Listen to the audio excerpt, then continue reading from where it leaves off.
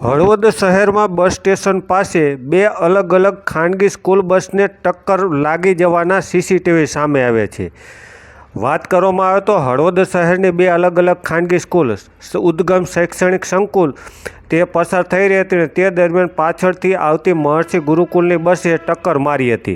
ઘટના સીસીટીવીમાં કેદ થઈ હતી। ઘટના ધડાકાભેર થતાં આજુબાજુના લોકો પણ દોડી આવ્યા હતા અને ગતકાલે એટલે કે 24/12/2025ના સવારે 7:30 વાગ્યાના આ સીસીટીવી હાલ તો સોશિયલ મીડિયામાં વાયરલ થયા છે, જેમાં જોઈ શકાય છે કે સ્કૂલ બસને ટક્કર મારતાની સાથે જ વિદ્યાર્થીઓ સ્કૂલ બસમાંથી નીચે ઉતરી રહ્યા છે અને જે પ્રાથમિક માહિતી મળી રહી છે તે મુજબ સ્કૂલ બસનો પાછળનો કાચ તૂટી ગયો હતો। જોકે વિદ્યાર્થીને કોઈ પ્રકારની જાનહાનિ કે ઈજા પહોંચી ન હોવાના હાલ તો સમાચાર મળી રહ્યા છે, પરંતુ ખાનગી સ્કૂલ બસે ટક્કર મારી હોવાના સીસીટીવી સામે આવ્યા છે। ત્યારે જુઓ સમગ્ર બનાવ સીસીટીવીમાં કઈ રીતે બનાવ બન્યો હતો।